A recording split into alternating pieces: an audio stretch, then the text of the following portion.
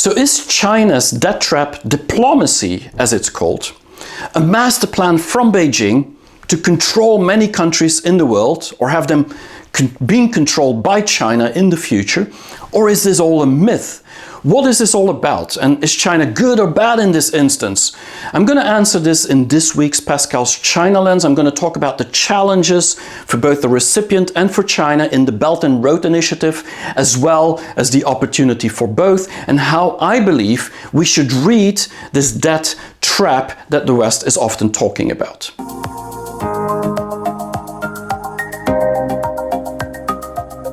China's debt trap is a story we've heard for many, many years, 3-4 years now, about China being like a loan shark, trying to give money to poor countries, developing countries in Africa and Asia, in the Middle East, and then when they can't pay back their loans, then China hurts them like a loan shark and tries to get benefit from these countries or control or soft power.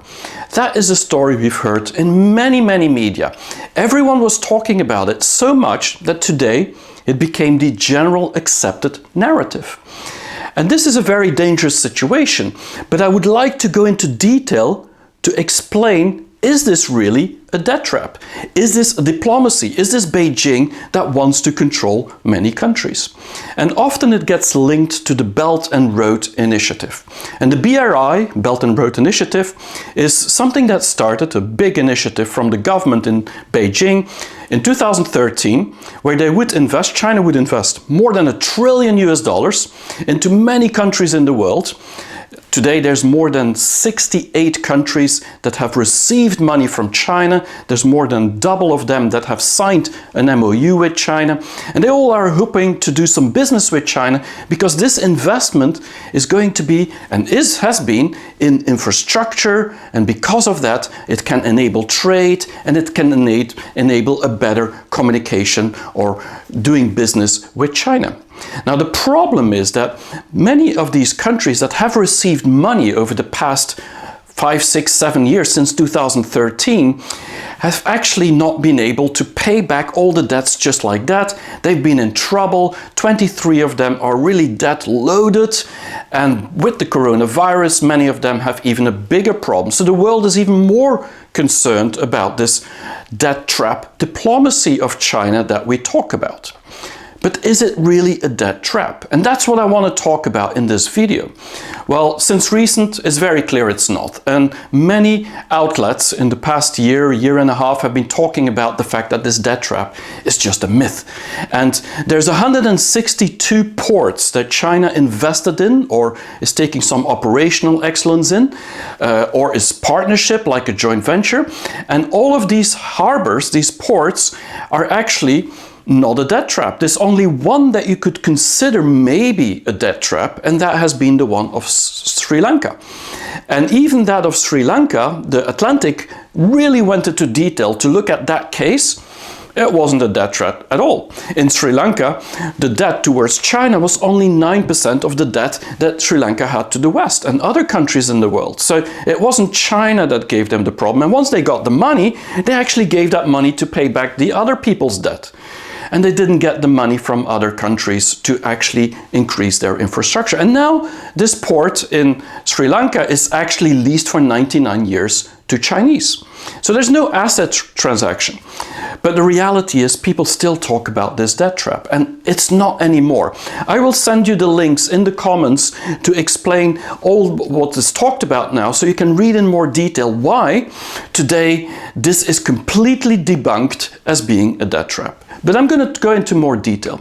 Now, the reason we're thinking like that is because we often think about China today being a little bit like acting like a Trojan horse that they're putting into countries like in Africa, maybe in the Middle East, in Asia, and they're putting this debt there and then hoping that one day that will actually benefit them.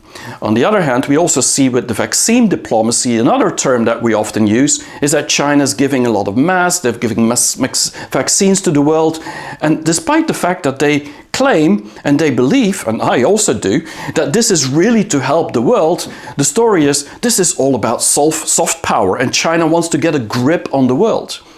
And then we also know that in the history of China, many times there was some vassal states, other countries or other regions that somehow had to give a contribution to China. So if you put all that together, it's not strange that the world thinks that China is trying to get control through their actually pressuring of the debt that they have put somewhere else. But it would be too simple to look at it that way. Because the reality is, if we look specifically at Africa, for example, I mean, this is where we had colonies in the West.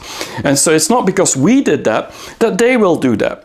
It's also not because we have given aid to Africa and then pressured them on political things that we want to change, that China will do that. And it's not because oil companies and other diamond companies went into Africa to basically have a Trojan horse there and take a lot out that China will do it. But it makes total sense that we think like that. Now, why do I believe that this is not going to be happening? The first thing that we need to think about is military, because that is always the thing that people are talking about. And they're saying China wants to have control, and military is the way to have control. Now, look at Africa, for example. What do we see? It's not China that has most of the bases in Africa. I mean, they have one in Djibouti, but that is more because of the pirates in Somalia than it is actually to control the country, or the whole continent, I would say. But we're very present in the West still in Africa, despite the fact that we have no more colonies there. And so if we have changed our mindset over the past 100 years, why wouldn't China do the same? Why would we assume that China would do what we did in the past and not have the same evolution that we do today and actually help these countries rather than control them? Now, the other thing that we have to look at it to explain the whole concept is look at trade and at GDP. And if we look at trade, it's very clear what we're seeing. What are we seeing? We're seeing that 20 years ago, in 2000, just before China entered WTO, that 75% of the countries in the world, all the countries, more than 200 countries in the world, were actually having US as main trading partner, and China, only like 20 countries had China as main trading partner, both import and export. Today, it's reversed. Today, 75% of the world is actually having China as biggest trading partner. And that's a big difference from before. So yes, China does have some influence on the rest of the world through its trading. It's just normal because of what they do. And so this also means that China, if we look 20 years ago, was already having a lot of businesses with Africa, with the Middle East. And so it's normal that this Belt and Road initiative goes through these countries that they already had a lot of trade with and a lot of relationships with. Now, the other thing to know is about the fact of the GDP. If we go back 40 years, that's 20 years longer, we go back to 1980, what we see is that every country in Africa, except for two ones, every country had a bigger GDP per capita than China per capita. I mean, imagine, Africa was richer than China 40 years ago for every single country. Now, if you look at it today, 2016, it was only one or two countries. Today, there's no more countries in Africa that are richer in GDP per capita than China is.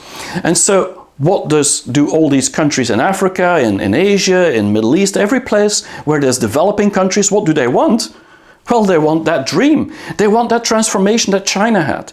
And so it's logically, if you see that China is the biggest trading partner, and on top of that, they show that their model actually has helped them to evolve very quickly and develop very quickly, and they've done that through infrastructure, then it's normal that many people will say in all these countries like, yeah, we want some money from China. We want you to build this infrastructure for us so we can have the same dream.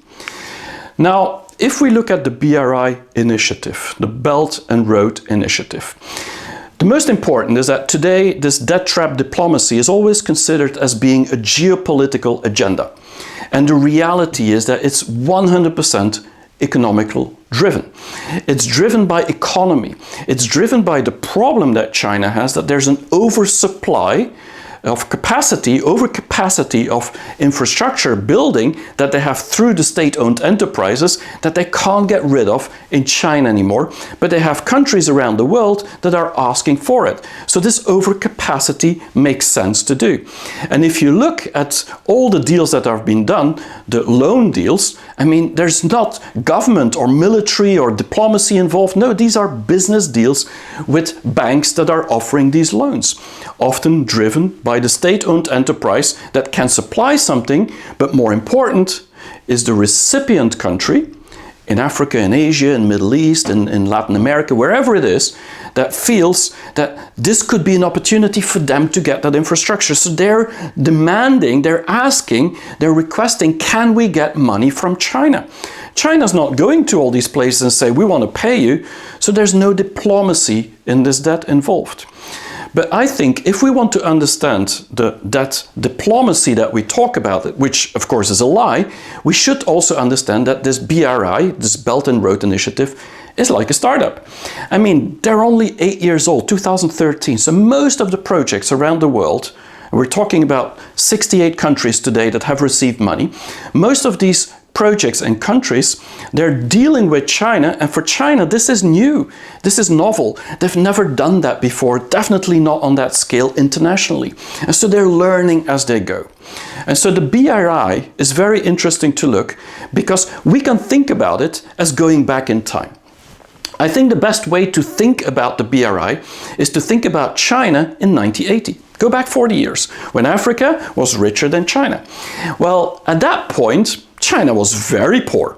And what happened is that all the multinationals, they went to China to build factories, and Chinese built factories, and millions, hundreds of millions of people went to the factories to build the products that we love so much. And if we look back at that time, indeed, there was a lot of problems. I mean, the working conditions were terrible, the wages were low. I mean, you can talk about anything, even human rights was a problem at that point. And so we're having a repeat of history today in that situation in many countries in the world with the Belt and Road Initiative. Now, I believe that China is going through a learning curve, and we should at least understand and accept that this is a learning curve. And so the problem that China has is that typically doing these projects overseas, very far away, before the project starts, they don't really are very good at assessing the risk. And so they have very bad oversight and intelligence on, is this high risk, low risk? Can we get our money back? What's going to happen? So they just do it because there's an opportunity. But that is not a good start. Secondly, they have really bad integration, definitely with the local population. Very often it's because it's new to them. They don't know how to do it. And so the integration with local challenges, whether it's political, social, economical, all these challenges is all new to them. They're learning that. And then, of course, when there's a new market, a new opportunity, like we had in the West with many of these developing countries, there's a lot of gold diggers there too. So a lot of companies and people that are going together with the state-owned enterprises and say, oh, this is my moment to make money. There's something happening there.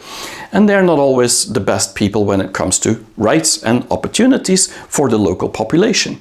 But the most important is that many of these projects are failing. They're not very successful. Some are, but many is success in 30, 50, 100 years from now.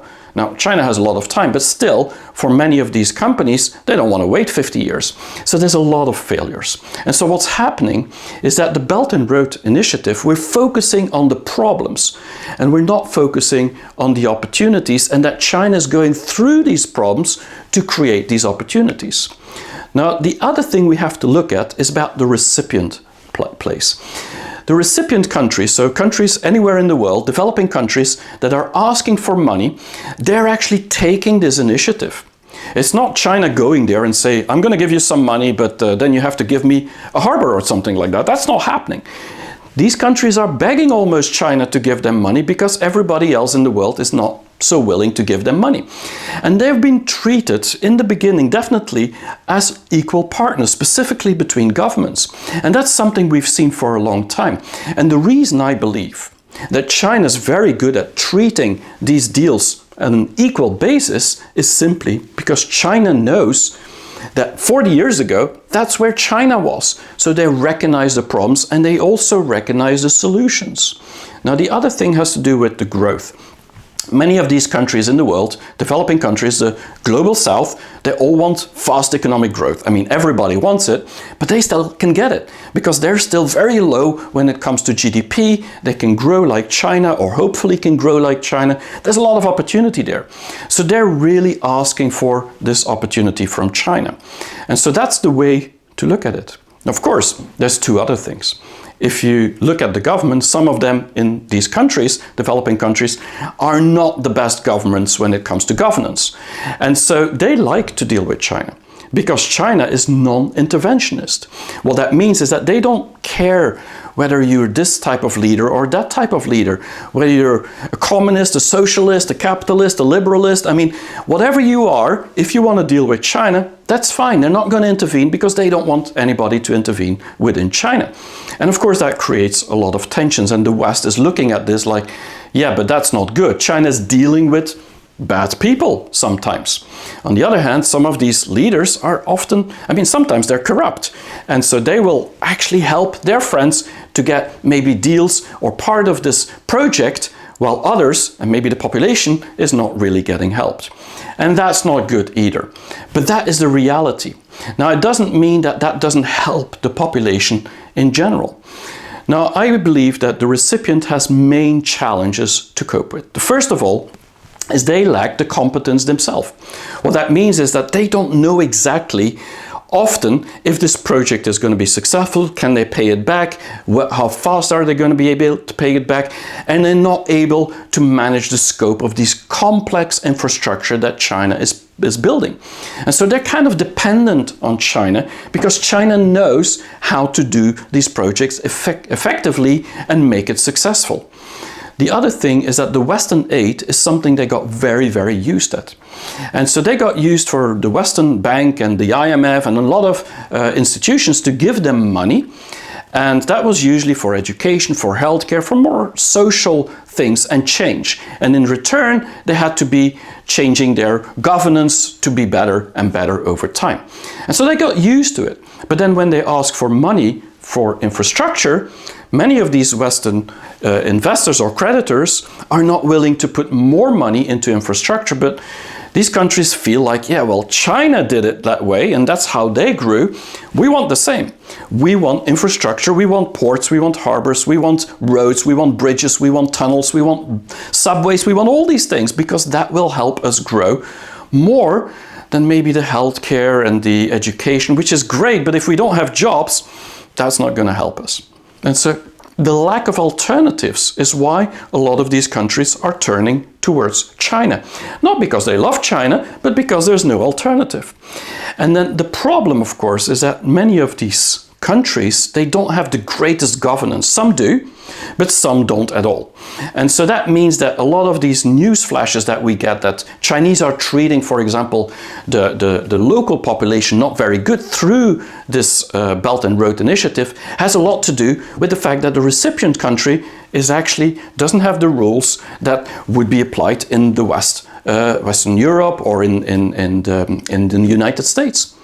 So what we're having is that China, for them it's kind of comfortable to deal with these countries like they dealt with their own country 40 years ago. They know how to do it. And these countries let them do that. And so that's where there's a lot of debate about. But we should look at this also as an evolution. And the West should play a role to help these countries to improve their governance also against China and against their own population. Now, China also has main issues with the BRI, and we seldom talk about these things. But the number one problem is communication. I mean, this is a great project that they're doing, spending $1 trillion and having maybe $6 or $8 trillion of the world being put into building infrastructure for the Global South, something that the Global South needs, but they're not communicating that very well. The reason they're not communicating that very well, first of all, has to do with every time they do, I mean, the West reacts pretty negatively. And so they're starting to be very defending every time in their communication. But it also has to do with the fact that this communication isn't really something that they can talk about everything. And that's something very interesting to look at. Because they are looking at this as an opportunity. And as I said, often it goes back 20, 30, 40 years ago, the way that they dealt with China at that time. And so there is some corruption sometimes between local people. There's definitely things that are not perfect in terms of governance and human rights and so on in some of these countries. And what that means is that it's really hard to communicate about that. So they're kind of silent, and so they're having this story which sounds good, but which people don't start to believe. And so it would be better that they would talk about this economic goals and really talk about the reality, but they're stuck between a rock and a hard place. And so the other thing is that, to me, it has no political gains at all. If you look at the BRI and you look at this debt, I mean, they've put lots of money into it, and economically it has a lot of gains, specifically on the future, but politically it's just backfired on them. And so, is this really so good for China is the real question to ask. Maybe they shouldn't have done it, because politically the whole world now looks at this and looks at China from a bad side. And so I think they shouldn't do it because of political gains, or they haven't gotten any political gains. And that's why I believe this is not a debt trap diplomacy. Because if it would be a diplomacy to actually have these states be controlled by them, then they would definitely care about a better image and better political gains. But that's not happening. It's the opposite that's happening. On top of that, they have to restructure a lot of these debt, and they have to renegotiate a lot of that money. And so this is a real problem. And so far, as is proven by all these researchers about these debt trap stories, is that they haven't seized any assets. I mean, they're leasing some of it, but the assets haven't been seized. They're major shareholder in some of these projects, but that has been paid. It's not through debt traps that they got nor acquired that. And so they're not getting assets, they're not getting political improvement, they're not improving their image, and they often have a worse deal than they started off with. So this is not so great. And so that's also something we have to think about. I believe that this whole BRI is a really high-risk project, and I've always said it, and I never really understood why China took such an importance in it, but I do understand that they have two problems to cope with. One is this overcapacity, and the other thing is that they're having a trade surplus, which means that they have a lot of dollars outside China, and they have to do something with it, and they can't just buy stock bonds from the US or federal bonds all the time. So putting it into infrastructure in the rest of the world actually makes sense, and that's their driver. Because otherwise you would say, I mean, many of these countries is such a high risk. I mean, some of them it's like 80 or 90% of their GDP that they're loaning from China and other countries. It's also risk not just economically, but also politically. And if you think about Afghanistan today, I mean, it's even military a real issue, I mean, on peace aspect. And then more and more what you see, despite the fact that China is one of the biggest creditors in the world when it comes to this project, it's 20% or more than 20% of all the other creditors. So that's a big chunk that China is owned by the world, by the development world. But the other thing is that many of these loans now have to be cancelled. And so I don't know if this is such a great risk, but they have to do it because I said the overcapacity and the opportunity, and there's the only way for them to move forward. It could also help on the labor shortage in China, but that's a different story. But that's not the highest priority at this stage. Now, I believe the thing that we're forgetting when we think about China and this debt trap and the BRI is that this is actually changing society. And so I believe the BRI is really useful, not just for political or economical or any other gains, but for societal change. This will change the global south. And when and if the global south changes, that will definitely help China because they've helped these countries, but it will also, or should also, help the world. And what we see is that many of these recipient nations are getting more wealthy. They're getting more opportunity. They're having these roads, they're having these buildings, they're having opportunity that people can then use to build stuff. The second thing is about this de-victimization. Because the problem we've had with the global south in the West is very often that we've looked at them as people in need, people that are victims. We need to help them, and we did, and that's great. But the problem is that they've also started using these recipient countries this as being the victim. And they like to be the victim sometimes because they know that's their way and their geopolitical game as well to get money from countries outside China. Now that's very different. Now it's a business transaction. And so once it's a business transaction, it's not about being a victim, it's about how much can you give me back and what will be happening in the future if we trade together. Ultimately, I believe there's two types of people that will really benefit from the BRI. First of all is the workers. Maybe not at this stage, because just like the West, when we went to China 40 years ago, we also put our managers there and our engineers and our workers because we didn't trust the Chinese at the beginning. Same is happening in China, that when they go to Africa, they go to Asia countries or Middle East, they also don't trust that these local workers can actually be as efficient. But little by little, they're learning the skill and they're learning how to do it, and give it 5 or 10 years and these workers will be better maybe even than the Chinese. And Chinese still prefer to work in China than to work overseas. So this is probably a temporary thing. But that means that these workers will have more work, they will have more jobs, and they will increase their salary and get a better life. And what we will see come out of it is a lot of entrepreneurial spirit. We already see that in many countries. And we don't always think about it, that it's often because of the infrastructure that China gave, not the hard infrastructure, but the soft infrastructure that is changing these countries. Think about 5G, think about software, think about services or drones or anything that comes from China. This can give these countries and the population locally new opportunities to get out of the problems themselves. And so I believe that the BRI, the Belt and Road Initiative, has nothing to do with the debt trap, and everything to do with an opportunity for these countries to take their own future and their own destiny into their own hands. Some countries will, others will not. But I think the opportunity is there. And so I think we shouldn't look at China when it comes to the BRI and all these countries as debt trap initiator. No, we shouldn't look at them as sharks, loan sharks. And maybe we should look at a shark for the other meaning of a shark, because a shark has two meanings. You can look at it as a danger and something you have to be scared of. You can also look at it as something, an animal, that actually keeps the oceans in balance and gives oxygen to the whole ocean. And I believe that's how we should look at this BRI. That's how we should look at the initiatives that China is taking in all these countries. This high risk that nobody else wants to take is because they can afford to do it. And if we do it right and we learn to swim with these sharks and help these countries everywhere in the world with the soft help that they need, think about education, healthcare, all these societal helps, governance and so on, then we got the best of both worlds. And so my hope is that we work together, not to kill the sharks, but to actually learn to swim with the sharks and make the South, the global South, a much better place for the future.